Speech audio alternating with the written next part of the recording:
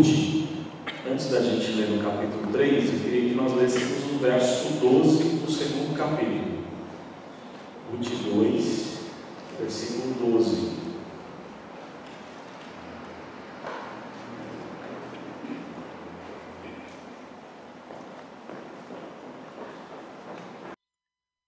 Ruth, capítulo 2, verso de número 12. Quem quiser pode fazer a leitura aí com a voz bem forte. Que o Senhor a recompense por tudo que você fez. Que o Senhor, o Deus de Israel, cuja proteção você veio procurar, lhe dê uma grande recompensa. Muito bem. A gente já falou desse texto na semana passada, né? Mas ele é um texto muito interessante porque é a bênção de Boaz sobre Ruth. E ele fala de coisas bastante relevantes para a gente. Ele usa 2 vezes o nome Senhor, o nome do Deus do pacto, do Iavé. Na verdade, ele está confiando na fidelidade de Deus. Está mostrando, inclusive, para Ruth de que Deus é fiel, de que Deus cuida do seu povo, daqueles que têm aliança com ele. E, além disso, ele usa o nome Deus de Israel. Né? E Deus de Israel é a mesma palavra que Moisés usa para criação, o Deus criador, o majestoso criador, o Deus que é rei, que domina sobre todas as coisas. Então a gente tem alguns detalhes interessantes no nome, e no finalzinho do versículo ele fala sobre as asas de Deus, buscar refúgio nas asas de Deus. Todos nós carecemos disso, né? Buscar o refúgio em Deus, na presença de Deus, ele tem tudo aquilo que a gente necessita. Ruth capítulo 3, nós vamos ler todo esse capítulo. Nos diz assim a palavra do Senhor. Disse-lhe Noemi, sua sogra, minha filha, não hei eu de buscar-te um lar para que sejas feliz? Ora, pois, não é Boaz na companhia de cujas servas estivesse um dos nossos parentes? Eis que esta noite alimpará a cevada na eira. Banha-te e unge-te e põe os teus melhores vestidos e desce a eira, porém não te des a conhecer ao homem, até que tenha acabado de comer e beber. Quando ele repousar, notarás o lugar em que se deita. Então chegarás e lhe descobrirás os pés, e te deitarás, e ele te dirá o que deves fazer. Respondeu-lhe Ruth, tudo quanto me disseres farei. Então foi para a eira, e fez conforme tudo quanto sua sogra lhe havia ordenado. Havendo, pois, Boaz comido e bebido, e estando já de coração um tanto alegre, veio deitar-se ao pé de um monte de cereais. Então chegou ela de mansinho, e lhe descobriu os pés, e se deitou. Sucedeu que pela meia-noite, assustando-se o homem, sentou-se, e eis que uma mulher estava deitada a seus pés. Disse ele, quem és tu? Ela respondeu, sou Ruth, tua serva.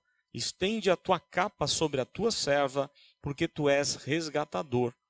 Disse ele, bendita sejas tu do Senhor, minha filha. Melhor fizeste a tua última benevolência que a primeira, pois não foste após jovens, quer pobres, quer ricos. Agora, pois, minha filha, não tenhas receio.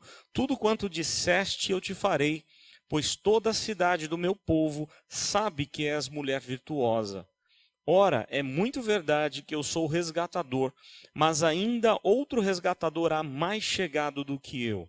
Fica-te aqui esta noite, e será que pela manhã, se ele te quiser resgatar, bem está, que te resgate.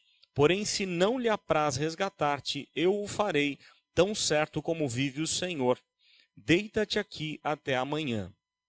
Ficou-se, pois, deitada a seus pés até pela manhã, e levantou-se antes que pudessem conhecer um ao outro, porque ele disse, não se saiba que veio mulher à eira. Disse mais, dá-me o manto que tens sobre ti, e segura-o. Ela o segurou, ele o encheu com 6 medidas de cevada, e lhe o pôs às costas. Então entrou ela na cidade. Em chegando à casa de sua sogra, esta lhe disse, como se te passaram as coisas, filha minha? Ela lhe contou tudo quanto aquele homem lhe fizera, e disse ainda, estas 6 medidas de cevada, ela mas deu, e me disse, não voltes para tua sogra sem nada. Então lhe disse Noemi, espera, minha filha, até que saibas em que darão as coisas, porque aquele homem não descansará enquanto não se resolver este caso ainda hoje. Muito bem, vamos orar mais uma vez. Ó Deus, nós te damos graças porque a tua palavra, ela sempre fala ao nosso coração, ela é riquíssima, cheia de detalhes, mas ao mesmo tempo ela é tão antiga, escrita numa cultura tão diferente da nossa. E se nós não compreendermos questões históricas, culturais, gramaticais, nós ficaremos perdidos na interpretação da mesma. Por isso ajuda-nos, ó Deus, a entender, porque nós temos certeza de que foi o teu Espírito que inspirou vários homens a escrever as Escrituras Sagradas, e esse mesmo Espírito habita em nós, e é Ele que ilumina a nossa mente para entender hoje a tua palavra e aplicar ela no nosso dia a dia, na nossa cultura, nos dias em que vivemos, nas circunstâncias da nossa vida. Por isso ajuda-nos, ó Deus, a entender a mensagem que o Senhor tem para nós hoje, da mesma forma como o Senhor falou com aquele povo no tempo da escrita. Fica conosco, nós em tudo te damos graças, orando em nome do Senhor Jesus. Amém. Muito bem, podem entrar quem estiver chegando aí. Nós acabamos de ler Ruth 3. E hoje a gente pretende aí estudar, né, esse capítulo. Só para a gente fazer uma lembrança do que já havia acontecido, o livro de Ruth começa com uma tremenda desgraça na vida de Noemi, juntamente com Noemi, Ruth, né, e Orfa, porque elas ficam viúvas. Aliás, Noemi, além de ficar viúva, ela perde os seus 2 filhos. Ela então sai da terra de Belém com a sua família, com esposo e filhos, né, para se sustentar numa terra de Moabe, dos moabitas. No entanto, lá ela perde aquilo que era mais precioso para a vida dela, a família dela, né? E isso é algo muito relevante para nós, para todos nós. Aliás, é o foco desse capítulo, a importância que tanto Noemi dá à sua família, tanto Ruth dá à questão da família, né, e o próprio Boaz. Então, salta aos olhos esse desejo, né, de manter a família, de cuidar da família. E aí, o capítulo fala de um momento totalmente diferente do que a gente está vendo até então. Porque os irmãos lembram como é que é o estado da Noemi? Até então ela está arrasada, né? Ela está chateada, ela está amargurada. Ela não quer nem que chamem ou a chamem de Noemi, que é dócil. Ela quer que seja chamada de amargurada, porque com muita amargura Deus tirou o seu esposo, os seus filhos, e ela não compreende tudo o que está acontecendo. Mas no final do capítulo 2, do texto que nós estudamos, quando ela soube da providência de Deus ao colocar a sua nora, né, a sua nora Ruth, trabalhando nas terras de Boaz, e ela conhecia Boaz, sabia que Boaz era um dos resgatadores, segundo a lei do levirato, né, se a mulher ficasse viúva, o irmão seu irmão mais novo, né, o próximo irmão mais novo é quem casaria com ela para manter a família, a descendência. Só que no caso não tinha mais irmãos. Então eram os parentes mais chegados que ficavam na fila. Quem era próximo ficava na fila segundo a lei do levirato. Somente os irmãos eram obrigados pela lei a casar com a viúva, né? Os que não eram irmãos de sangue, esses não precisavam. Parentes próximos não eram obrigados, mas era a lei do levirato. Então aqui, o que está acontecendo é que Noemi tem um pouco de esperança, né? Ela pensa, não foi à toa de que Ruth foi justamente trabalhar na terra de Boaz, e Boaz tratou ela de uma forma extraordinária, né? Tratou, como a gente viu na semana passada, sendo um exemplo de homem para todos nós homens. O carinho que ele tinha não só com Ruth, mas também com seus funcionários, com seus trabalhadores, né? Então é um homem cheio de Deus, um homem repleto da bênção do Senhor. E agora a gente está diante do capítulo 3 e salta aos olhos que a Noemi, que estava entrando num processo de depressão, ou já estava numa depressão terrível, não era por menos, né? Ela perdeu 2 filhos e o seu esposo. Ela saiu da sua terra e voltou de mãos vazias, conforme ela mesma diz, né? Ela perdeu tudo que ela tinha de mais precioso, mas agora ela toma uma atitude. Ela vai assumir a cena aí, pelo menos nesse primeiro momento, né? E o texto diz: disse-lhe Noemi, sua sogra, minha filha, não hei eu de buscar-te um lar para que sejas feliz? Vejam ela tomando a iniciativa. Se nós recordarmos lá no nosso primeiro capítulo, quando estudamos, lembram que ela disse: eu não tenho mais nada para fazer por vocês. É melhor vocês voltarem para a casa de vocês, para a mãe de vocês, para a terra de vocês, porque não há mais o que fazer. Eu não tenho como abençoar vocês. Lá vocês vão casar, vocês vão construir novamente as suas famílias. Vejam que agora ela mudou o foco. Ela está dizendo: olha, não hei eu de buscar-te um lar para que você seja feliz? Ela, inclusive, tira um pouco o sofrimento dela e começa a olhar um pouco mais para a vida da sua nora. Porque quando a gente está num processo difícil da vida, a tendência nossa é viver num processo de autocomiseração, de ter dó de si mesmo. E a gente acha que o nosso problema é o maior de todos os problemas. Que ninguém tem sofrimento maior do que o nosso. E a gente vai alimentando a nossa alma com amargura, com tristeza. Isso não é saudável, isso não é bom. Né? Agora ela também está preocupada em ver a felicidade da sua nora. Até então, a Noemi estava mais voltada para si mesma. E aí a atitude de Ruth e de Boaz foi o que trouxe essa mudança na vida de Noemi. Então vejam que interessante. O que fez Noemi encher o coração de esperança? Pessoas ao lado dela que demonstraram carinho, amor a ela, cuidado especial para com ela. Isso fez com que ela reagisse, ela saísse da crise, ela saísse desse momento de depressão. E a gente já aprende algo aqui importante, não é? Que a gente tem que ter paciência com os nossos queridos que estão em sofrimento. Às vezes dentro da nossa casa, queridos nossos, irmãos da igreja, a tendência nossa é não ter paciência. A pessoa entra numa crise de tristeza profunda, de depressão, e a gente quer que a pessoa reaja logo, e às vezes até briga, né, com a pessoa. Onde já se viu, você está assim, né? E não é essa atitude correta a fazer. A gente aprende tanto com Ruth quanto Boaz, como eles agiram de uma forma carinhosa. Boaz dando presentes, inclusive a Noemi, enviando por meio de Ruth. Então, tudo isso foi algo bastante especial para Noemi. Então, Noemi, ela fala para buscar um lar agora, né? Ela se sente parte da providência de Deus.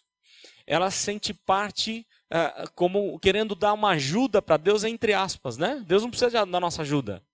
No entanto, ele convida o seu povo a fazer parte da história dele.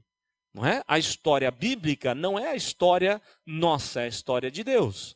É a história de Cristo. O foco principal é Cristo. Mas Deus convida a gente a fazer parte dessa história. E Noemi até então não queria mais fazer parte da história. Ela estava totalmente chateada, afastada, e agora ela se sente útil, ela se sente parceira de Deus. Eu vou dar uma força aí para que esses dois, né, se encontrem e quem sabe dá certo aí o casamento. Então o primeiro verso salta aos olhos essa atitude de Noemi, que é totalmente diferente do que ela vivia. E aí o texto diz, né, ela dá uma informação: ora pois, não é Boaz na companhia de cujas servas estiveste, um dos nossos parentes, a ideia é de um dos nossos resgatadores. Não é ele um dos possíveis, né, homens que podem casar com você para que a nossa família continue? E aí, eis que esta noite a limpará a cevada na eira. Então ela dá uma informação. Eu não sei como que ela soube disso, né? O texto não dá detalhes. Aliás, é isso que faz a história ficar interessante. Porque ele pula algumas coisas. Por exemplo, não dá o tempo que durou o capítulo 2 para o capítulo 3. Quantos dias se passaram? Quantas semanas? Nós não temos essa informação. Também como que Noemi sabia que Boaz iria estar naquela noite, né? E qual era o motivo dele estar ali? Porque ele tinha seus funcionários, ele não precisava ele mesmo fazer aquela obra. Às vezes eles faziam para cuidar, né? Porque os ladrões ficavam à espreita, era o momento final da colheita, né? Então muitos ladrões se aproveitavam e às vezes muitos fazendeiros ficavam atentos a tudo que estava acontecendo e iam trabalhar junto com seus servos. Mas me parece que não é isso não, me parece que ele está focado em algo mais piedoso, em algo de culto a Deus. Ele está se envolvendo com a obra, com a colheita, porque eles festejavam, né? Tinha as festas onde eles agradeciam pela colheita. Então, isso é muito interessante, porque se isso se confirmar, Boaz ensina aqui para a gente que a gente não pode terceirizar tudo que a gente faz na igreja e para Deus. A tendência nossa é começar a terceirizar tudo. Mas eu não posso fazer isso. Deus quer que eu faça. Deus quer que a gente, membros da igreja, nós façamos. Senão fica fácil o negócio, né? Tudo que eu vou fazer aqui, eu vou terceirizar. Então eu terceirizo lá a cozinha, eu terceirizo a junta diaconal, eu terceirizo quem mais, né? Algumas áreas é necessário que seja terceirizado. Questão de segurança, é importante que tenha uma equipe bem preparada, né? e nos dê a segurança que de repente um membro da igreja, claro, não tem condições de fazer. Mas daqui a pouco, e há igrejas fazendo isso, terceirizando inclusive o culto. Os músicos não são crentes. São contratados. Aí você fala, nossa, que beleza, que orquestra maravilhosa, que som bonito, mas os caras não estão nem aí com Deus. Eles apenas estão tocando a partitura. E aí você pergunta, né? A pergunta que eu faço é, será que Deus se agrada disso? A tendência da gente terceirizar as coisas de Deus? Eu creio que não. Né? E Boaz mesmo estava envolvido com aquilo que Deus lhe deu. Foi Deus quem deu aquela colheita, era um momento importante de gratidão, de culto a Deus. Então é muito provável que ele estava ali naquela noite porque estava chegando a hora deles fazerem uma festa, um culto ao Senhor por conta da colheita. Eu coloquei aqui no nosso estudo alguns detalhes importantes sobre o motivo, né? Ou como era esse negócio da colheita, o final da colheita. O cereal, então, ele era colhido. Eles iam lá para o campo, colhiam o cereal, amarravam o cereal em feixes no campo. Eles carregavam ou manualmente ou em carros com animais, né? Levavam para uma espécie de terreiro, muitos deles com chão de argila, batido de argila, tá? Terra pisada, terra dura. O grão era debulhado, malhado com uma marreta, eles batiam no grão. Tá? Por que eles batiam no grão? Usando às vezes cascos de animais ou rodas de carro para debulhar o grão. Porque o objetivo é remover a palha, a casca do grão, que não era útil para nada. Pelo menos não era útil para vender as sementes. Eles tinham que vender a semente, não a palha da semente. Não é? Quem já trabalhou na roça deve estar entendendo melhor aí o que eu estou falando, né? Então aí o que eles faziam? Eles, depois de bater, eles pegavam uma espécie de pá ou de garfo e jogavam para cima. Ao jogar para cima, a brisa vinha, o vento, e levava a palha embora. Caía o grão mais pesado e outras substâncias também caíam. Era fácil de separar o que era uma substância que não era tão útil, né? E aquilo que é grão importante para ser vendido. Então eles faziam uma escolha. Antigamente a gente fazia muito disso, né? Escolher arroz, escolher feijão. Hoje a maioria já vem tudo pronto, é muito mais fácil hoje em dia. Eu lembro que antigamente quantas pedrinhas a gente encontrava no feijão, não é? Como muitas vezes a gente comia o feijão e mastigava uma pedra lá e às vezes até machucava o dente, né? Então, hoje já é muito mais fácil, as empresas têm outros recursos para fazer isso. Mas naquele momento era o recurso que eles tinham, não podia nem ser muito vento e nem ser pouco vento. Por isso, lá em Belém, pelos achados arqueológicos, eles entendem, e pela palavra dada no capítulo 4, eles entendem que era um pouco abaixo da cidade esse terreiro. Não era nem lá embaixo, muito lá embaixo no morro, mas não também lá em cima. Lá em cima ventaria muito, lá embaixo talvez não teria vento. Então era um meio termo que eles usavam aí. O objetivo, então, remover a casca. O que eles faziam? A palha ou a casca era dado aos animais, alimentos de animais, o grão era vendido e as outras substâncias viravam uma espécie de combustível. E aí eu já falei do terreiro, tal, onde que ficava, e o motivo de Boaz estar ali, né? Esse serviço era feito no fim da tarde ou à noite, quando havia mais vento, tá? Então, eram mais ou menos os detalhes aí de como acontecia o final da colheita ou a separação dos grãos. Aí no verso 3, o texto diz assim: banha-te, olha só o recado ou a dica, o conselho que aquela mulher, Noemi, uma mulher experiente, ela dá à jovem senhora, né? Aliás, Paulo fala disso, da importância das mulheres mais maduras serem bênção na vida das mulheres mais novas. Paulo escreve a Timóteo falando sobre essa importância e nas suas cartas salta aos olhos essa ideia de que a mulher mais madura precisa dar boas dicas às senhoras ou às jovens senhoras. E o que Noemi está fazendo é isso. Ela diz assim, olha, banha-te, unge-te, ou passa perfume, em outras palavras, põe os teus melhores vestidos, desce a eira. Porém, não te des a conhecer ao homem até que tenha acabado de comer e beber. Tá? Então ela dá algumas dicas. Primeiro porque ela conhecia muito bem como lidar com o homem. Ela tinha um esposo e tinha 2 filhos. Ela casou 2 filhos. Não é? Então ela sabia, ela tinha experiência de como lidar bem com o homem. E ela dá algumas dicas preciosas. Por quê? Porque muito provavelmente Ruth ainda andava de luto. E era tendência, era costume, eu coloquei alguns textos aqui em Gênesis 38, segundo Samuel 12, 14, era costume de passar dias e meses de luto. A viúva, né, acabou de perder o marido, então ela ficava vestida de luto, em trajes de luto. E agora ela fala, olha, veste o seu melhor vestido. Como que dando uma dica para Ruth, acabou o luto, vamos parar com a choradeira, né? Vamos seguir a vida. Ela que estava numa tremenda depressão, dando uma dica dessa, de novo, salta aos olhos, né? Deus trabalhando no coração de Noemi e através de Noemi agora. Aí o verso 4, quando ele repousar, você vai notar o lugar em que se deita. E essa é uma dica preciosa demais, eu não coloquei nenhuma informação, mas é uma informação óbvia. Presta atenção onde ele deita, porque é tudo escuro, não é? Se você for lá deitar ir na pessoa errada, você vai ter um problemão. Não é? Cuidado, presta atenção onde ele vai deitar. Fique esperta, né? Onde ele vai deitar, depois você vai chegar, vai descobrir os pés e deitarás e ele te dirá o que deve fazer. Tá? Então, dá algumas dicas aqui e a gente não sabe ao certo o porquê do descobrir os pés. Há 2 possibilidades. Uma delas é uma questão óbvia. Vai chegar uma hora que ele vai sentir frio e vai acordar. E ela precisava conversar com ele. Ela foi lá, não foi à toa, ela tinha algo para falar muito importante para Boaz. Então, há uma possibilidade grande de que seja essa a dica. Você descobre o pé dele, vai chegar uma hora, e foi à meia-noite, né? Ele acorda, e aí vocês vão poder conversar. Mas há também uma outra ideia, né, de que isso poderia ser já um pedido de casamento.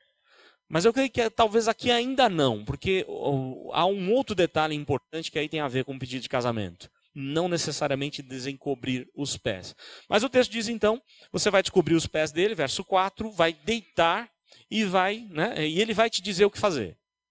Aí o verso 5, respondeu Ruth, tudo quanto me disseres eu vou fazer. O verso 6 fala a mesma coisa, né? Então a gente passa agora das dicas de Noemi para como foi a cena. Como é que foi, né, essa chegada? Imaginem o livro de Ruth como uma peça de teatro. Como um autor, um escritor, escrevendo uma peça de teatro. Aliás, a mais bela de todas as peças. A mais cheia de detalhes interessantes e bem legais, né? E agora mudou a cena. Mudou o cenário. Não é mais lá na casa de Noemi a conversa de Noemi com Ruth. Ela está lá no meio das pessoas trabalhando. Depois, né, vai acontecer lá o jantar. E ela está vivendo esse momento todo, né? Então, verso 6. Então foi para a eira e fez conforme tudo quanto a sua sogra lhe havia ordenado. Verso 7. Não, havendo, pois, Boaz comido e bebido, estando já de coração tanto alegre, veio deitar-se ao pé de um monte de cereais. Tá? Então chegou ele de mansinho e lhe descobriu os pés e se deitou.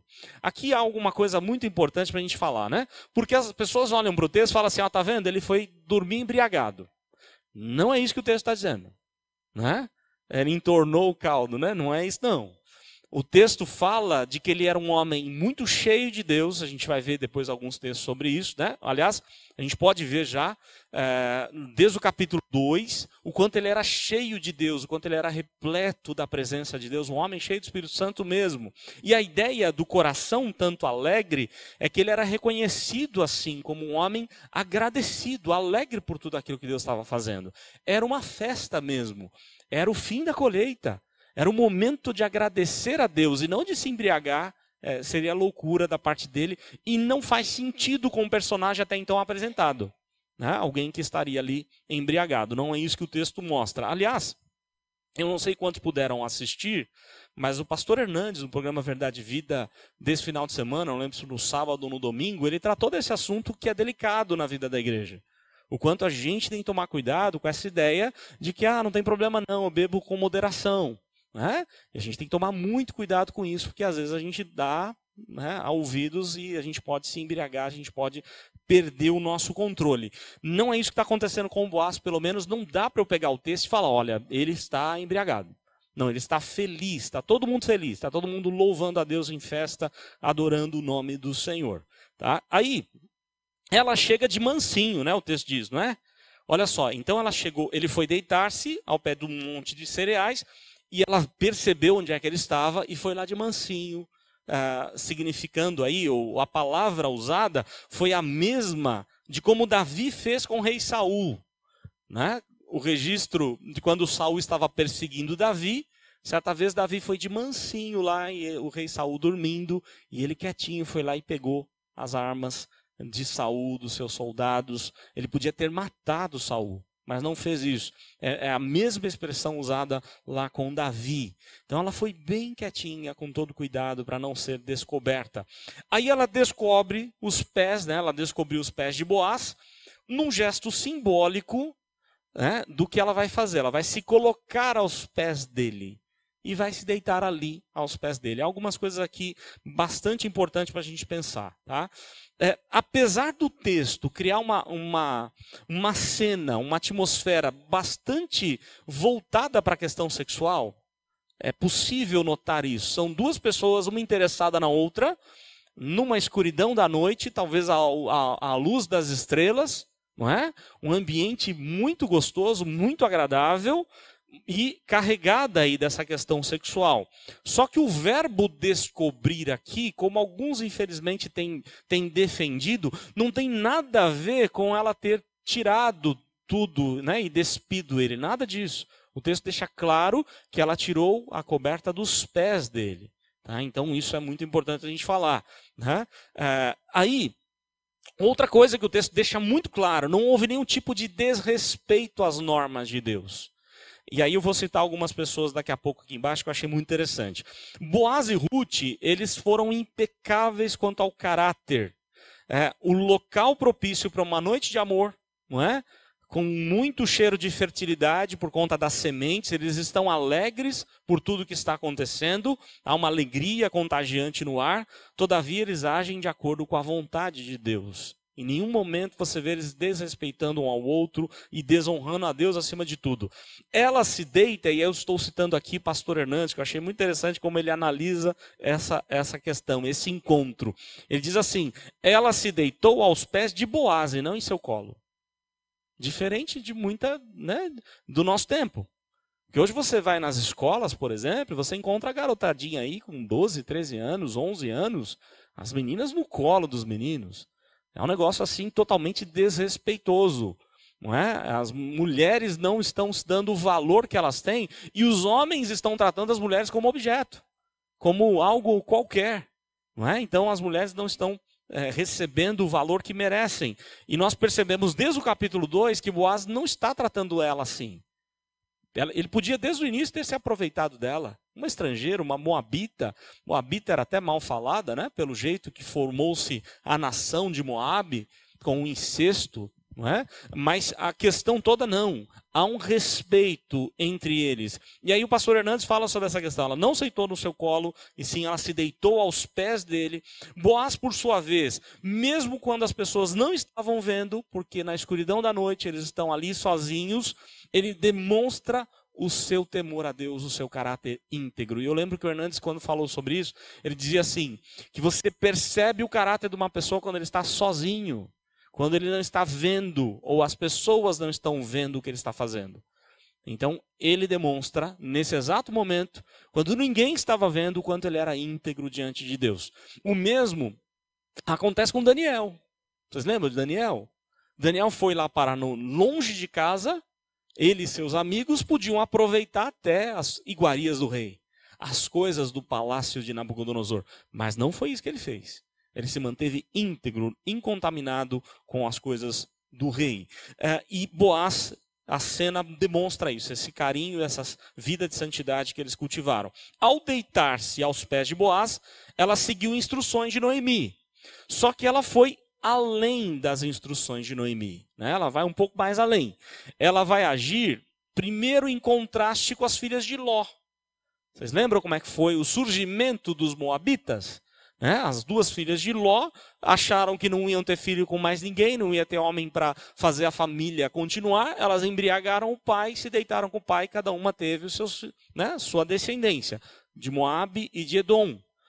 E, na verdade, o que ela está fazendo aqui, ela está indo contra aquilo que as suas ancestrais fizeram. Ela está meio que corrigindo algo. Elas fizeram mal aos olhos de Deus, e ela não está fazendo isso. Então, apesar da atmosfera ser totalmente erótica, todo erotismo é bruscamente interrompido pelo pedido que ela faz de casamento. Ela não está interessada numa noite de amor, ela quer se casar com ele, ela quer que ele se case com ela, e isso vai ficar claro, daqui a pouco a gente vai ler o texto deixando isso claro. Agindo assim, ela como uma mulher moabita, ela estava redimindo, o ato incestuoso das suas ancestrais.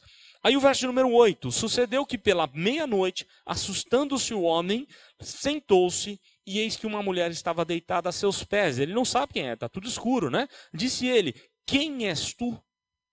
Na verdade, alguns estudiosos que perguntam, que entendem que essa pergunta que ele faz e que Noemi vai fazer lá no final, era para que Ruth pudesse responder de maneira positiva, porque até então ela se coloca como uma estrangeira. Ela não está bem consigo mesma também, ela não se sente bem. Imagina, num país de terra estranha, ela com a fama de ser uma moabita, ela não está legal, e alguns defendem aqui que a pergunta de Boaz tem a ver como é que ela hoje se vê. Depois dela, no capítulo 2, ter sido chamada à mesa para comer com eles, para se sentir da família deles. Mas eu creio que não, eu creio que pela escuridão da noite não dava mesmo para ver quem era. E ele pergunta, quem és tu? Ela responde, sou Ruth, tua serva.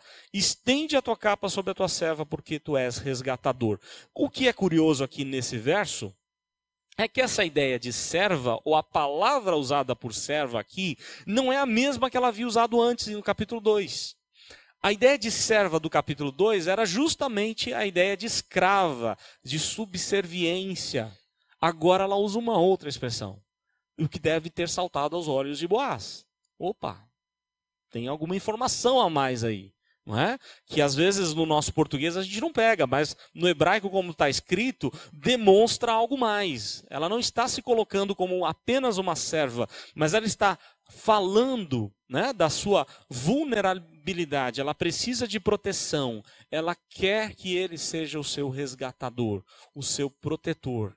E ela vai usar essa expressão como alguém que precisa dele, alguém que precisa do cuidado, do carinho, do amor dele e tudo mais.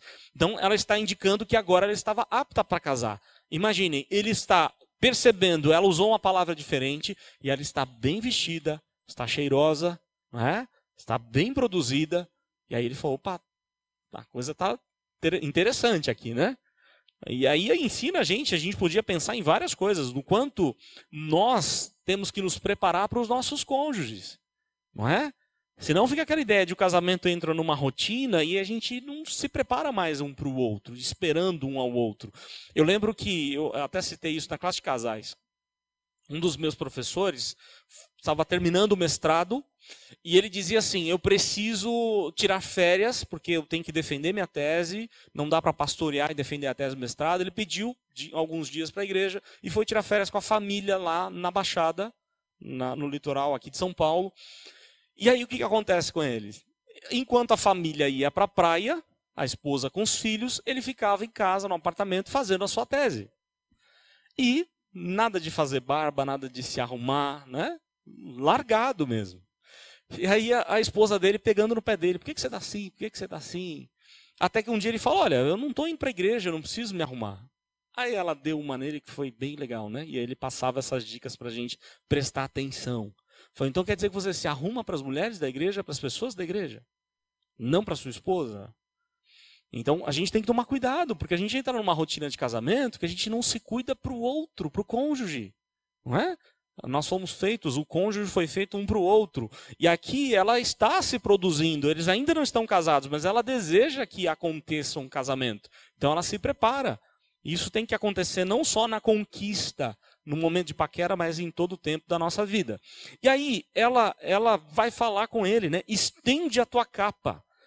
E isso indica o quê? Estende as tuas asas, me protege, casa comigo. É curioso porque o texto que nós lemos, ele tinha falado que Deus estenda as suas asas sobre você. Que você esteja debaixo do abrigo do cuidado de Deus. Lembram lá no capítulo 2, verso 12? Agora o que ela está dizendo, você lembra daquela oração que você fez? Quem sabe não é para você ser um instrumento de Deus para estender as asas sobre mim, né? Sobre a minha vida, ou para casar comigo. Então aqui ela foi além das orientações da sogra. A sogra tinha falado, olha, fica quietinha lá, deixa ele te conduzir, deixa ele falar, né? Ela já foi direto, ó, não quero uma noite de amor não, eu quero casamento. O negócio é sério. Né? Você é um dos nossos resgatadores, é o que ela vai dizer, né? Então ela vai buscar refúgio em Deus e através, é claro, de Boaz. O gesto de cobrir alguém com as abas do manto equivale a dar o anel de noivado. Né? Não dá para entender que eles ficaram noivos aqui não. Porque o texto não diz que ele fez isso. O texto diz que tinha alguém na frente. Tinha alguém na fila segundo a legislação deles. Né? Então ele iria prontamente resolver essa questão.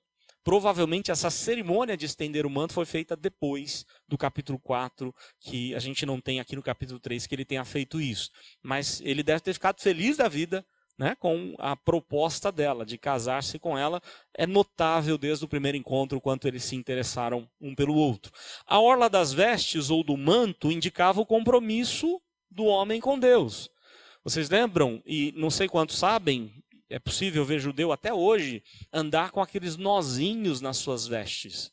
O nozinho, se você fizer as contas, são 613 nós, representando 613 mandamentos da lei de Deus. O que isso significa? Quando a mulher com hemorragia tocou na orla das vestes de Jesus, conforme os evangelhos dizem, ela não tocou em qualquer parte das vestes de Jesus. Ela tocou na parte que representava o seu compromisso com a palavra de Deus, o seu compromisso com Deus. Então, não foi à toa que ela pegou ali naquela orla das vestes. E a mesma coisa essa mulher está falando, estende a orla das vestes sobre a minha vida. Né? Seja o meu resgatador, seja o meu cuidador, né? Aquele que vai cuidar de mim. O meu benfeitor, o meu libertador, o meu ajudador. Tudo isso indicando quem? O próprio Cristo. Aquilo que Cristo pode fazer por nós. Ele é o nosso resgatador. Aí o verso 10, disse ele, bendita sejas tu do Senhor, minha filha, melhor fizeste a tua última benevolência que a primeira, pois não foste após jovens, quer pobres, quer ricos, indicando que ele deve ser muito mais velho do que ela. E ela podia ter ido atrás dos mais jovens, ela podia ter ido atrás, quem sabe, até mais ricos do que Boaz. Boaz é um homem rico também, mas não, o interesse dela, acima de tudo, é para com as coisas de Deus. A sua família andar de acordo com a lei do Senhor. Existiam questões legais, questões religiosas, e ela está aqui se colocando, ou negando a si mesma, negando os seus próprios interesses, a partir do momento que ela diz para Noemi, eu vou cuidar da senhora, eu vou com a senhora, o teu Deus é meu Deus, onde a senhora morreu, eu vou estar lá também, né? Ela quer viver no mesmo contexto do que a sua própria sogra, ela deseja o mesmo Deus, conforme a gente viu na semana passada, a fé dela é até mais interessante do que a de Abraão, porque Abraão creu em promessas, ela não tinha promessa nenhuma, e ela ainda assim creu, e ela foi juntamente com Noemi para um lugar difícil para ela. Aí, o verso número 11... Agora, pois, minha filha, não tenhas receio, tudo quanto disseste eu te farei, pois toda a cidade do meu povo sabe que és mulher virtuosa. Olha só como ela era conhecida, mulher virtuosa. Uma mulher, né? Toda a cidade, ou literalmente todo o portão da cidade, onde aconteciam os julgamentos, os cidadãos de destaque ali estavam para fazer os seus negócios. Vai repetir a ideia do portão da cidade no capítulo 4, a gente vai ver na próxima semana. E ele fala, né, de alguém com um caráter muito forte, um caráter muito bom, mulher virtuosa. Boaz estava disposto a assumir, a ter ela como sua esposa. Ele não era obrigado a fazer isso. Na lei do levirato, ele não era irmão de Malom. Ele não era obrigado. Então ele vai prontamente, ele quer fazer isso. Porque isso lembra o quê? Ou quem? Alguém que se entregou por nós. E foi porque quis. Não foi porque o pai deu uma ordem. Você vai deixar sua glória, você vai se fazer como um bebezinho, como um de nós, você vai passar pelos sofrimentos que os humanos passam, né? E vai morrer por eles. Claro, esse era um plano da Trindade. E Jesus fez de bom grado. Jesus fez por amor. O Pai nos amou enviando Jesus. Jesus nos amou morrendo por nós na cruz. Ele desejou fazer isso. Aliás, é muito nítido quando Lucas fala do momento da ceia. Ele não via a hora de se entregar por nós.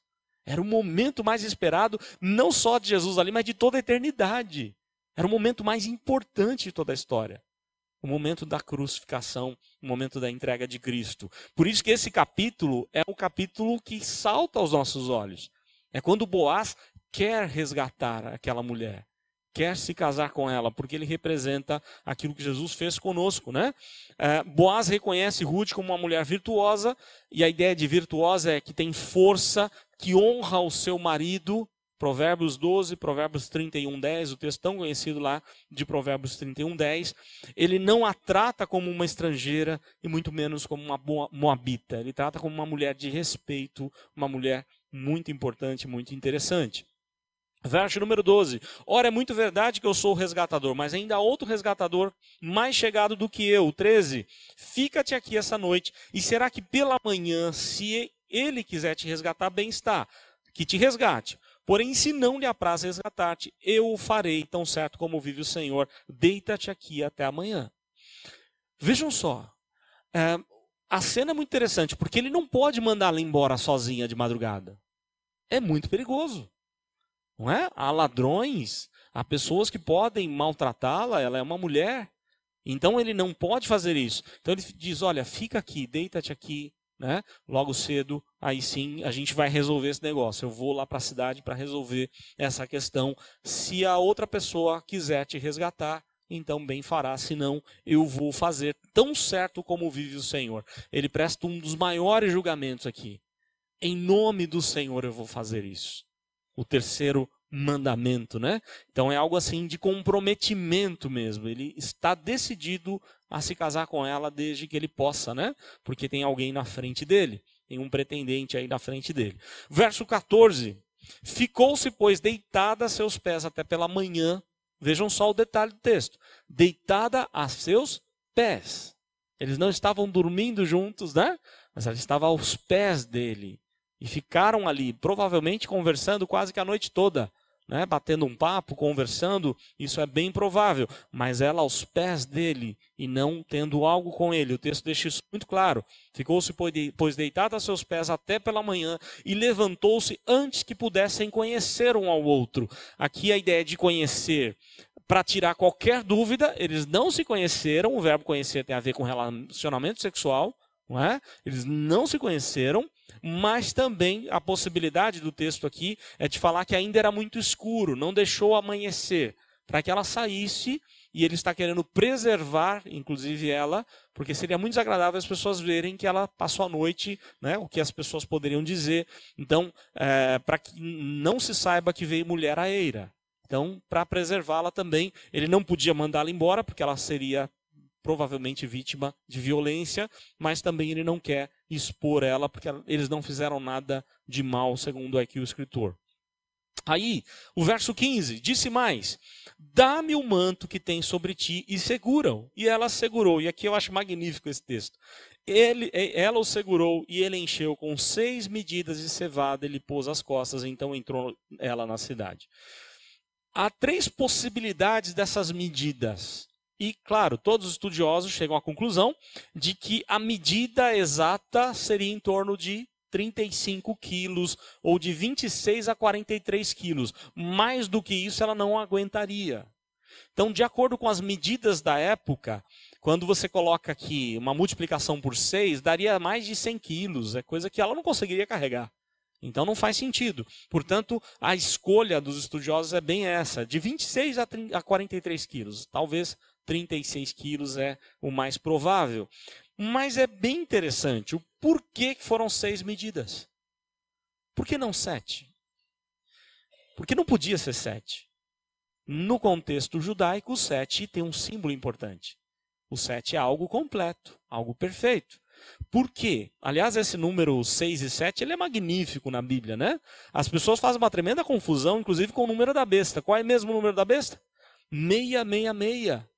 Meia para o judeu, o número 6, não é o número completo. O número completo é o número de Deus. Deus descansou no 7º dia, criou todas as coisas em 6 dias, o homem foi criado no 6º dia, e no 7º Deus descansa, convida o homem a descansar com ele, a gozar das bênçãos com ele. Né?